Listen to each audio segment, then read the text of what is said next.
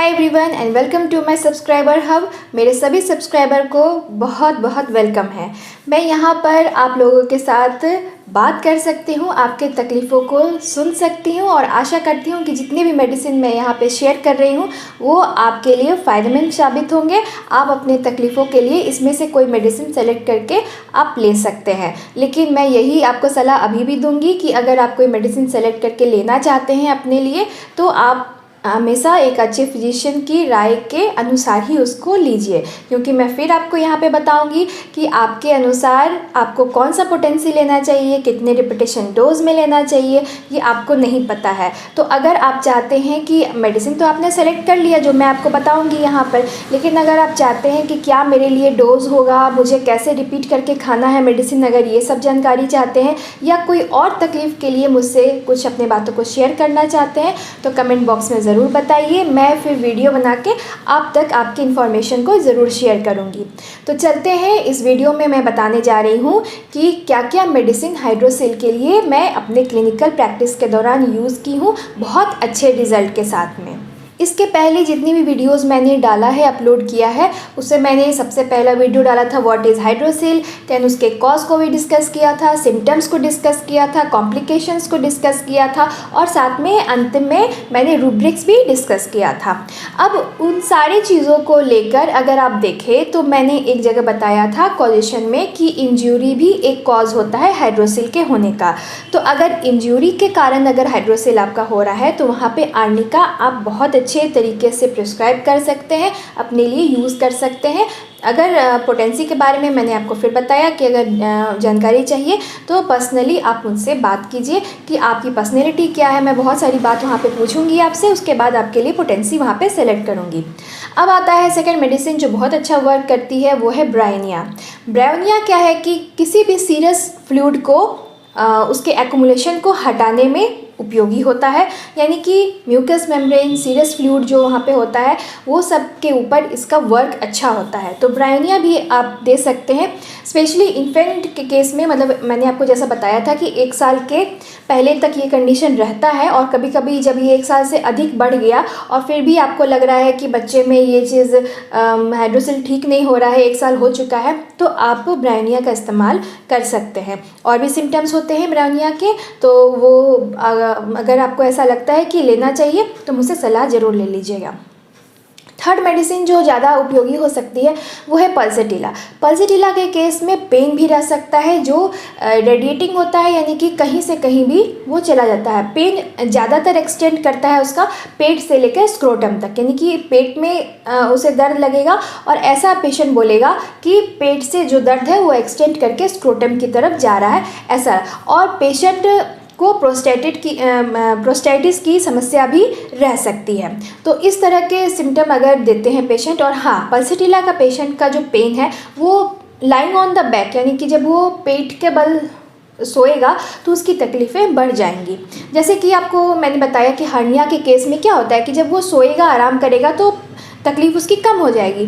लेकिन अगर हाइड्रोसिल की समस्या है तो अगर पल्सेटिला का पेशेंट है तो सोने से उसकी तकलीफ़ें बढ़ जाएंगी। देखिए, नेक्स्ट मेडिसिन की अगर मैं बात करूं तो कोनियम, क्लेमेटिस, ये सारी मेडिसिन भी है। कोनियम में भी पेन रह सकता है। पेन इसका जो रहता है वो मतलब कहीं से कहीं एक्सटेंड नहीं करेगा, स्क्रोटम के पास में ही महसूस होगा। और ख़ास बात क्या रहेगा पेशेंट में, आप देखेंगे जब आप पूछेंगे ज़्यादातर अच्छे तरीके से उसको केस टेकिंग करेंगे तो आपको पता चलेगा कि पेशेंट बताएगा कि मेरा जो डिज़ायर है, सेक्सुअल डिज़ायर जो है वो बहुत बढ़ा रहता है और पावर मुझ में बहुत कम है। कहने का मतलब है मेरा इरेक्शन जो है वो बहुत कम होता है, यानी फीबल इरेक्शन होता है। तो इस तरह का अगर सिम्टम आपको मिलता है कि desire is increased and power is decreased, अगर इस तरह का सिम्टम है तो आप कोनियम प्रिस्क्राइब कर सकते हैं। क्लेमेटिस भी बहुत बेहतरीन मेडिसिन है और ये राइट साइडेड अगर आपको हाइड्रोसिल है उसके लिए बहुत उपयोगी दवा है, लेकिन इसका जो रहेगा वो पेन रहेगा ही। लेकिन ऐसे भी अगर राइट साइडेड हाइड्रोसिल है तो आप क्लेमेटिस यूज़ कर सकते हैं। अगर पेन है साथ में, हल्का हो, ज़्यादा तो रहता नहीं है, माइल्ड ही रहता है, तो ये जो पेन रहेगा ये इसका पल्सेटिला के ऑपोजिट यानी कि स्क्रोटम से इसका पेन एब्डोमेन की तरफ जाएगा। पेशेंट बोलेगा कि मेरा जो दर्द रहता है कभी कभार अगर प्रेशर से बढ़ गया या कुछ भी कारण से बढ़ गया तो स्क्रोटम में पेन हो जाता है और ये लगेगा जैसे कि पेट भी दर्द करने लगा, पेट की तरफ ये बढ़ के आ जाता है। इस तरह का सिम्टम लक्षण आपको पेशेंट देगा, तो क्लेमेटिस के बारे में सोच सकते हैं। अब जो नेक्स्ट मेडिसिन है वो है रोडोडेंड्रॉन। रोडोडेंड्रॉन जो है ये अपने खुद से आप मत ले लीजिएगा, फिजिशियन जो आपके आसपास में होम्योपैथिक है उनकी सलाह के बाद ही लीजिएगा। लेकिन मैं आपको बता देती हूँ, अगर डॉक्टर्स लोग भी मेरे साथ जुड़े हुए हैं, तो अगर डॉक्टर्स इस वीडियो को देख रहे हैं तो रोडोडेंड्रॉन जो है ये लेफ़्ट साइडेड स्क्रोटल स्वेलिंग के लिए बहुत उपयोगी दवा है और इसमें पेन भी रह सकता है। लेकिन पेन जो इसका रहता है, ये पेन जो है ये स्क्रोटम से थाइस की तरफ जाता हुआ पेन पेशेंट बताता है कि जो दर्द है मेरा डॉक्टर साहब वो मेरे स्क्रोटम से लगता है पूरे पैर में दर्द फैल गया है। तो pain extend from the scrotal area to the thighs और टूवर्ड्स द लेग। इस तरह का सिम्टम अगर पेशेंट देता है तो आप रोडोडेंड्रॉन के बारे में सोच सकते हैं। नेक्स्ट मेडिसिन जो ज़्यादातर मैंने यूज़ किया है वो है साइलेशिया। साइलेशिया का पेशेंट पतला दुबला तो रहेगा ही, लेकिन अगर हाइड्रोसिल से संबंधित प्रॉब्लम लेके आया है आपके पास तो आपका जो पेशेंट बोलेगा सिम्टम वो मैं बताती हूँ। पेशेंट बोलेगा कि हाइड्रोसिल मेरा बहुत ज़्यादा भारी हो गया है, बहुत ज़्यादा हैवीनेस लगता है उसमें, और बहुत ज़्यादा बड़ा तो हो भी सकता है, छोटा भी हो सकता है, लेकिन हैवीनेस बहुत ज़्यादा है और पेडेंकुलेट यानी लटका हुआ रहेगा जो साइलेशिया का पेशेंट का जो हाइड्रोसिल रहेगा। और आप बोरिक के बुक में देखिएगा भी, उसमें लिखा हुआ है साइलेशिया वाले में एलिफेंटियासिस ऑफ स्क्रोटम।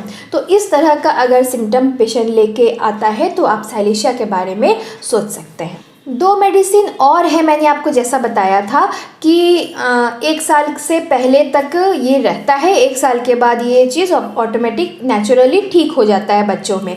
लेकिन अगर ये कंटिन्यू कर जाए बहुत दिनों तक और आपको लगता है कि नहीं मुझे दिखाना चाहिए, तो आप ज़रूर दिखाइए, उसको ऐसे छोड़ देने का चीज़ नहीं है, कॉम्प्लिकेशंस फिर आ जाते हैं। तो कहने का मतलब है कि एक तो मैंने फर्स्ट मेडिसिन, सेकंड मेडिसिन जो बताया ब्रायोनिया, वो भी आप दे सकते हैं बच्चों के केस में, और एब्रोटेनम भी बहुत अच्छा वर्क करती है। तो मैंने एब्रोटेनम अभी तक नहीं दिया है, लेकिन अपने सीनियर मोस्ट को देते हुए देखा है अच्छे वर्क के साथ में। तो एब्रोटेनम अगर मेडिसिन का सिम्टम्स मिलता है अगर एब्रोटेनम का आपके पेशेंट के साथ, आपके बच्चे के साथ में, तो आप एब्रोटेनम वहाँ पे दे सकते हैं। नेक्स्ट बहुत बेहतरीन मेडिसिन है वो है ग्रेफाइटिस। ग्रेफाइटिस में क्या है कि ये ऐसे भी जो फ्लूइड है उसके रीअब्जॉर्प्शन में मदद करती है, तो हाइड्रोसिल के कंडीशन में ये ज़रूर मदद करेगी। अगर हेपेटिक इरप्शंस है या सप्रेस्ड गोनोरियल कुछ हिस्ट्री बताता है कि वहाँ पे गोनोरिया टाइप का इरप्शंस हो गया था, जिसको वो क्रीम ये सब लगा के, ऑइंटमेंट लगा के उसने उसको ठीक किया था। तो जब भी एलोपैथिक ऑइंटमेंट का इस्तेमाल होता है तो वो चीज़ वहाँ पे सप्रेस हो जाता है ना, वो ठीक नहीं होता है। तो वो चीज़ जो सप्रेस हो गया उसको हम लेंगे तो कैसे पूछेंगे, कैसे जानेंगे कि उसका जो सप्रेस्ड गोनोरिया है या कुछ भी है। तो हम उससे पूछेंगे कि आपको जब ये गोनोरिया हुआ था तो आपने क्या किया था, तो वो बताएगा कि एलोपैथिक मेडिकेशन मैंने लिया था और कुछ क्रीम्स का भी इस्तेमाल किया था, तो उसके बाद फिर वो ठीक हो गया। तो यहीं से पता चलता है कि ये सप्रेस्ड गोनोरिया का केस है। तो वैसे कंडीशन में अगर आपका पेशेंट ग्रेफाइटिस की तरफ जा रहा है और ये सिम्टम भी साथ में दे रहा है तो आप ग्रेफाइटिस के बारे में भी सोच सकते हैं, बहुत अच्छा वर्क करती है in the case of the hydrocele. Graphites का पेशेंट अगर आपको और कोई सिम्टम नहीं मिल रहा है तो एक सिम्टम और आप कंफर्म कर सकते हैं पूछ के अपने पेशेंट से।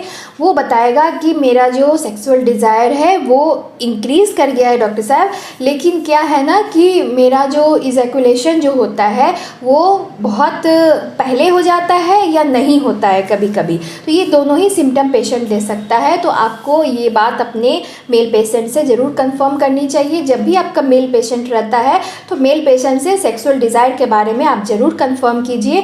और अगर वो बोलता है कि नहीं उसमें कोई प्रॉब्लम नहीं है, तब तो आप उसको छोड़ सकते हैं। अगर बोलता है कि नहीं ये प्रॉब्लम है, तो आपको उसके ऊपर विचार करना चाहिए, क्योंकि ये बहुत ही इंपॉर्टेंट, जैसे कि फीमेल में होता है कि मेंसेस रिलेटेड जो प्रॉब्लम्स होती हैं उसके ऊपर ही हम लोग बेस करके, स्पेशली मैं जो देती हूँ, प्रिस्क्राइब करती हूँ किसी भी लेडीज़ पेशेंट के लिए, तो क्या है कि मेंसेस के सिम्टम को सबसे प्रायोरिटी देती हूँ।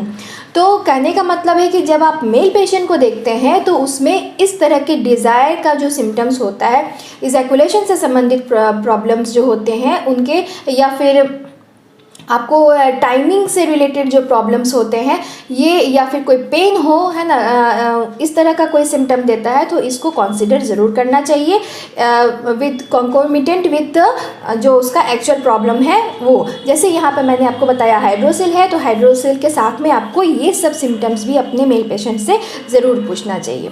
तो आशा करती हूँ कि ये वीडियो आपको पसंद आया होगा, आपके लिए हेल्पफुल रहेगा, और क्लिनिकल प्रैक्टिस के दौरान भी आप इन मेडिसिन का उपयोग कर पाएंगे अच्छे तरीके से अपने पेशेंट के लिए। और अगर आपको खुद का सिम्टम्स कंफर्म करना है, मेडिसिन कंफर्म करना है, पोटेंसी सिलेक्शन करवानी है, या फिर आपको डोजेस जाननी है अपने लिए स्पेशली, या अपने परिवार के किसी रिलेटिव्स के लिए, तो आप मुझे कमेंट बॉक्स में उसको बताइए, मैं डायरेक्टली आपको उसका सॉल्यूशन देने की कोशिश करूँगी। सो मिलती हूँ अपने नेक्स्ट वीडियो में, तब तक के लिए take care of yourself, be happy, healthy and smiling always, and believe in homeopathy.